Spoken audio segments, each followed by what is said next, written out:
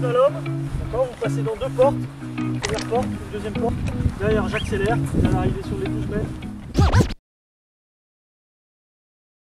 Alors la création du CC Foot ici, ça remonte à un peu plus de 6 ans, en 2014. Donc c'était en avril 2014 exactement, où j'avais découvert un peu le CC Foot un petit peu par hasard. Et pour en savoir un peu plus, je me suis dit organiser une sensibilisation dans le club où je me trouvais, c'était à Violaine, à la Violaine. J'ai fait venir des joueurs de CC Foot, c'était l'équipe de France qui était de passage, donc j'en ai profité. Et puis par un concours de circonstances, ce jour-là on avait fait de la publicité, et on a Alan qui avait à l'époque 16 ans, qui est toujours là aujourd'hui, et qui est venu taper un peu à la porte en disant je suis non-voyant et je voudrais bien faire du sport. Donc c'est un peu le point de départ du CC Foot ici, et on a eu Cyril qui s'est joint à lui juste derrière. On a commencé avec 2 joueurs, plus moi sur le terrain en tant qu'entraîneur, et puis voilà, et ça n'a eu de cesse d'augmenter. Aujourd'hui on a une dizaine de joueurs, voilà, donc on vit bien, quoi. Alors moi j'ai découvert le CC Foot en 2014 à Violaine, quand l'équipe de France est venue faire une sensibilisation pour faire découvrir le CC Foot. Et après Mickaël a créé le club et on était quelques joueurs à commencer en 2014. Et arrivé à Lens après. Et arrivé à Lens après, oui. Okay. Alors moi j'étais issu du jouer au foot valide, à la base 11 contre 11, sauf que j'étais joueur. Et j'ai eu un parcours jusqu'à la CFA. Et en fait, à cause de fausses promesses, on va dire, j'ai arrêté le foot du jour au lendemain et je suis tombé sur Anthony Puot, qui travaille dans le handisport, qui est aussi coach de l'équipe de France de goalball, je crois, de l'équipe de France. Et il m'a proposé à l'époque de Violaine, on cherche un gardien. J'ai tenté le truc et j'ai accroché, puis ça va faire 4-5 ans maintenant que j'y suis. Écoute, c'est le même canevas d'une séance traditionnelle au foot, c'est-à-dire l'échauffement, le travail technique. C'est important de bien maîtriser son ballon au CC Foot pour pouvoir prétendre à jouer un match. Et puis ensuite, toutes les phases qu'on peut retrouver dans les matchs de CC Foot, des 1 contre 1, des 2 contre 1, voilà, tout ce qu'on peut travailler au foot.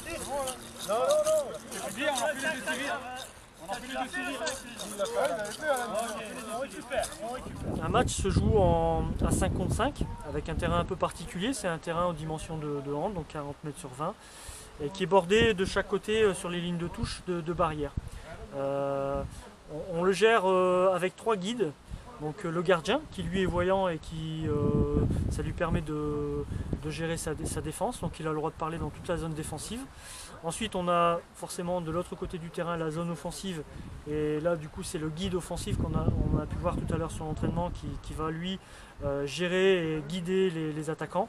Et dans la partie centrale entre ces deux zones, on a le coach qui lui va pouvoir donner ses consignes et ses indications. Il y a énormément d'informations à prendre en compte, du coup le déplacement des joueurs, il se signale par le mot void, les guides autour du terrain, donc le coach au milieu du terrain, le gardien derrière, le guide offensif derrière les buts adverses, et même les barrières latérales qui sont présentes aussi, l'arbitre aussi qui peut signaler. Qui remet en jeu. Hein. Oui. Des fois quand le ballon ne roule plus, c'est l'arbitre qui remet en jeu. Hein. Exactement, comme le ballon est sonore, quand il est statique, il ne fait plus de bruit, du coup l'arbitre peut le remettre en jeu comme ça. Ouais, de toute façon le règlement est tiré du futsal, hein. Donc on a un certain nombre de fautes. Si on a 5 fautes collectives, l'équipe a une double pénalité. Et à chaque nouvelle faute, il y a une double pénalité, donc on ne remet pas les compteurs à 0. Donc ça c'est dans une période. À la mi-temps, on remet les compteurs à 0. Donc là, un joueur qui a 5 fautes individuelles, il est sanctionné, il peut être exclu et sortir du terrain. Donc effectivement, les fautes peuvent avoir leur importance. Après, ça reste du foot où il y a des duels, des 1 contre 1, des 2 contre 1, et la finalité reste la même qu'au foot, c'est marquer un but de plus que l'adversaire.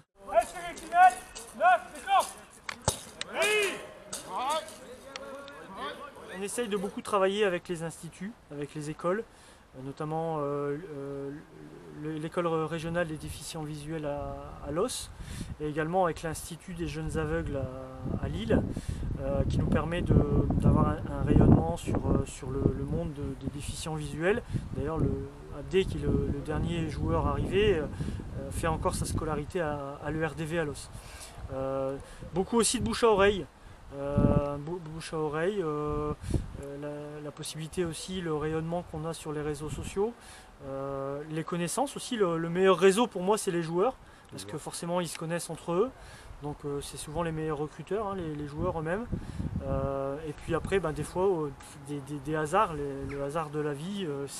Alan c'est le hasard, hein. Si Alan n'était pas venu le 21 avril 2014, on serait peut-être pas là aujourd'hui. Donc voilà, le recrutement c'est un peu aléatoire.